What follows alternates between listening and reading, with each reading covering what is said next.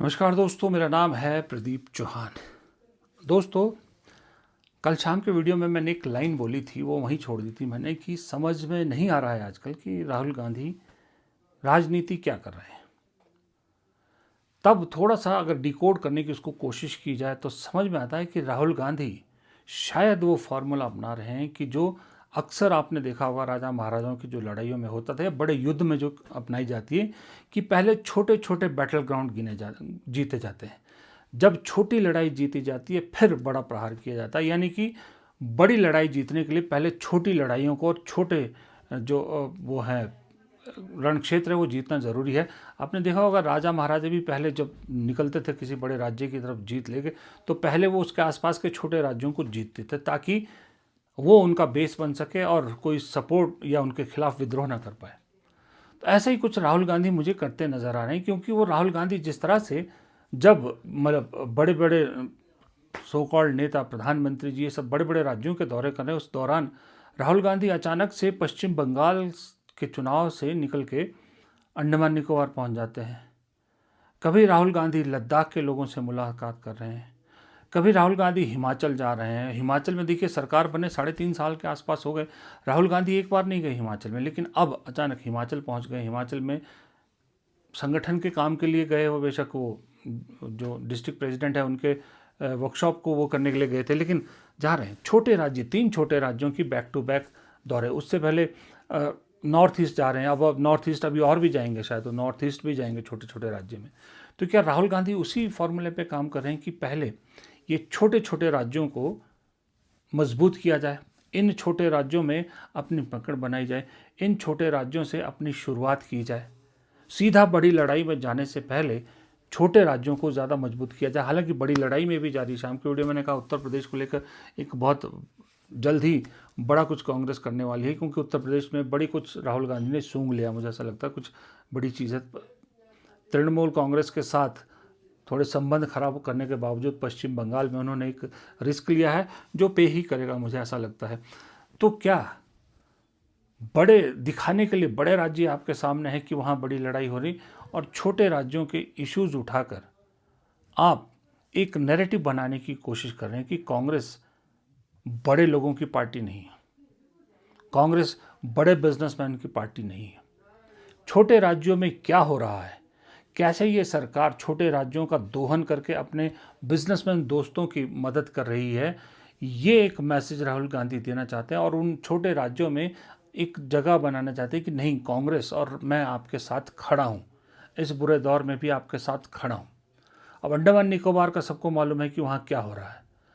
अब आप लद्दाख में क्या हुआ सबको मालूम है, सोनम वांगचुक को किस तरह से जेल में डाला गया सबको मालूम है। राहुल गांधी वहाँ पहले भी गए थे, लेकिन अब वहाँ के फिर डेलीगेशन से मिल रहे हैं। चलिए, हिमाचल में सरकार है आपकी, 1.5 साल बाद विधानसभा चुनाव है, शायद वो भी कह सकते हो सकता है। नॉर्थ ईस्ट में प्रधानमंत्री सिक्किम जा रहे हैं, वहाँ छुट्टियाँ मना रहे हैं, चुनाव की थकान निपटा रहे हैं, लेकिन मणिपुर नहीं जा रहे। राहुल गांधी है जो मणिपुर जा रहे हैं और शायद अब फिर भी जाएंगे, मुझे उम्मीद है पूरी जाएंगे।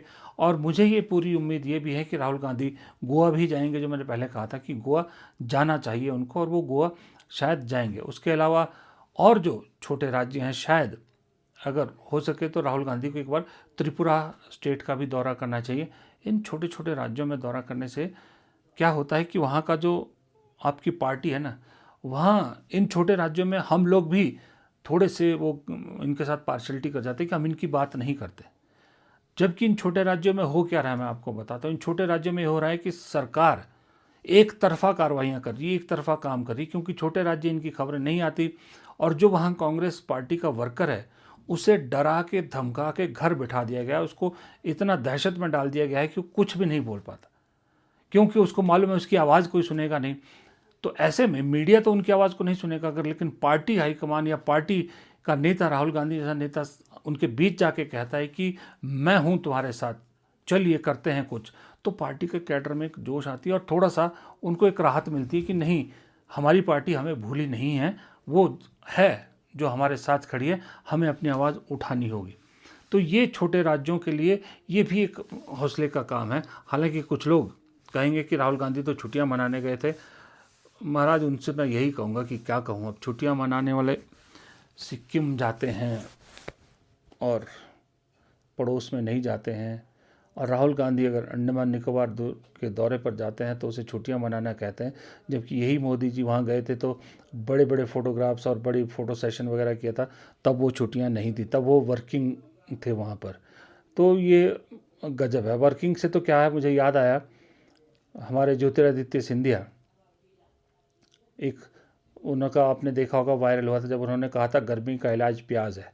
इंटरनेशनल बेइज्जती कराई है, इंटरनेशनल चैनलों ने उसे उठाया है कि किस तरह से एक इंडिया का मिनिस्टर हीट वेव से लड़ने के लिए प्याज के जो है फ़ायदे लोगों को बता रहा है। तो इस तरह के मंत्री जब हैं, इस तरह के संतरी जब हैं, तो फिर वो कहते हैं ना कि सैया भाई कोतवाल तो फिर डर काहे का, इस तरह की चीज़ें हो रही। खैर, अब मैं बात उसी में जोड़ता हूँ आगे। देखिए, हिमाचल का दौरा राहुल गांधी के लिए क्यों ज़रूरी था। हिमाचल में मैं भी इनफैक्ट बता रहा हूँ आपको कि बड़ा हैरान था, मैंने कई बार उठाया भी ये बात, कि जब सरकार बनी थी, जिस दिन ओथ ली थी, तब राहुल गांधी वहाँ गए थे। 27 एंड में फिर से वहाँ दोबारा चुनाव में जा रही है कांग्रेस सरकार। राहुल गांधी एक बार भी किसी फंक्शन में वहाँ नहीं गए। हालांकि वो प्रियंका गांधी के घर जाते हैं शिमला में, लेकिन कभी कांग्रेस पार्टी के किसी फंक्शन में नहीं गए। मैसेज क्लियर जा रहा था कि राहुल गांधी नाराज़ हैं सुखविंदर सिंह सुक्खू सरकार के कारगुजारियों से। अब ये मैसेज गुटबाजी को बहुत जोर दे रहा था। हिमाचल में गुटबाजी बहुत ज़बरदस्त है, आपको मालूम है। सरकार टूटते टूटते बची। बीजेपी ने ऑपरेशन लोटस किया, अभिषेक मनु सिंघवी को राज्यसभा चुनाव में हरा दिया। उसके बावजूद भी कोई बदलाव राज्य सरकार में नहीं हुआ था, ना लीडरशिप में कुछ हुआ था। लेकिन अब राहुल गांधी वहाँ पहुँचे हैं, तो इसका मतलब राहुल गांधी ने भी अब शायद ये सोचा है कि जो हुआ सो हुआ। अब बाकी बचे 1.5 साल में कुछ ऐसा किया जाए कि जो एक हिमाचल के बारे में कहावत हो गई थी कि भाई एक ऑल्टो में ही सारे विधायक आ जाएंगे, इतनी ही जीत पाएगी, उसको बदलने की कोशिश की जा रही है। इसके साथ मैं चाहूँगा, अगर राहुल गांधी की टीम से कोई ये वीडियो देख रहा है, कि एक दौरा आप उत्तराखंड का ज़रूर कीजिए। 2 दिन उत्तराखंड में लगा के आइए, देखिए 27 में उत्तराखंड में कांग्रेस की सरकार बनेगी।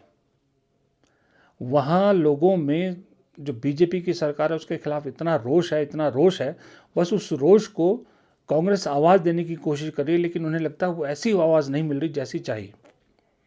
और शायद वहाँ कांग्रेस की लीडरशिप भी अभी भी खौफ में है कि भाई अब ज़्यादा जोर लगाएंगे तो शायद हम निशाने पे ना जाए, हमारे घर ईडी ना पहुँच जाए, हमारे खिलाफ कोई केस ना खुल जाए। क्योंकि कांग्रेस में भी ज़्यादातर नेता हैं तो सारे बिजनेसमैन, बिजनेस करते हैं, धंधा पानी वाले हैं सारे, तो थोड़ा डरते हैं। तो ऐसे में अगर राहुल गांधी जैसा नेता जाता है, और राहुल गांधी मंच से जिस तरह से बेबाक बयान देते हैं, जिस तरह से खुल के बोलते हैं, अगर खुल के बोलेंगे पुष्कर धामी सरकार के खिलाफ, तो मजबूरन निचले वाले नेताओं को उस आवाज़ को और बुलंद करना पड़ेगा।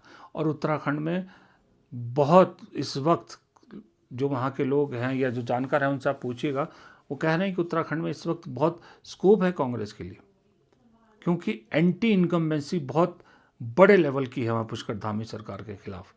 रोष बहुत है, कानून व्यवस्था को लेकर बहुत रोष है, सब चीज़ों को लेकर, रोज़गार को लेकर रोष है, पहाड़ों में जो इकोलॉजी जो हिल गई है, प्राकृतिक जो वहाँ उठापटक चल रही है, उसको लेकर बहुत नाराज़ हैं लोग। मतलब बहुत सारी समस्याएं हैं। बस सवाल है कि एक बार जरा राहुल गांधी चले जाएं। और दूसरी बात, राहुल गांधी जी अगर हो सके तो वहाँ जो आपने इंचार्ज बना रखा है, जिनको उन्हें बदली है, ऐसा सुस्त इंचार्ज नहीं चाहिए जो दिल्ली में बैठ के ही साल साल भर सारे डिसीजन लेती हैं। मैं कुमारी शैलजा की बात करूँ, कुमारी शैलजा जैसा ढीला ढाला नहीं चलेगा उत्तराखंड में। कोई ऐसा भेजिए जिसमें जोश हो, जो वहीं रहे, जो वहाँ रह के पार्टी के साथ काम करे। ये नहीं कि दिल्ली में बैठ के ही सब कुछ करे, जब कोई बड़ा कुछ हो आयोजन तो वहाँ पहुँच जाती हैं। कुमारी शैलजा सही में बताऊँ फूका हुआ बम है। अब वो मार्गदर्शक मंडल की तरफ को उनको कर देना चाहिए। कमलनाथ, गहलोत, कुमारी शैलजा, आनंद शर्मा, ये लंबी कतार है कांग्रेस में। कांग्रेस में कम से कम मैं 15 से 20 नेताओं की ऐसी लिस्ट गिना सकता हूँ जिनको अब कह देना चाहिए, कांग्रेस को किसी भी तरह से एक इशारा कर देना चाहिए कि उनको धीरे धीरे पद मुक्त कीजिए, तो उन्हें इशारा मिलेगा कि अब आपको थोड़ा सा रिटायर होने की ज़रूरत है, या फिर आपको अब शांति से बैठने की ज़रूरत है। कुमारी शैलजा उसमें एक बहुत बड़ा नाम है। अब वो नहीं है उत्तराखंड जैसे राज्य के इंचार्ज बनने लायक। प्लीज़ ये बात समझिए।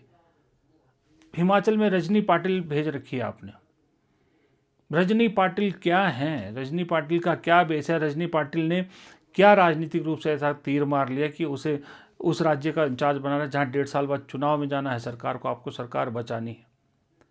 कोई ऐसा भेजिए इन राज्यों में जो रणनीति जानता हो, जो चुनाव लड़वाना जानता हो, जिसने खुद चुनाव लड़े हैं, जिसने प्रूव किया हो अपने आप को, जो रणनीति बनाना जानता हो, जो सब ज़मीनी हकीकत जानता हो। बेसिकली ज़मीन बीजेपी की राजनीति क्या है उसका जो काट जानता हो।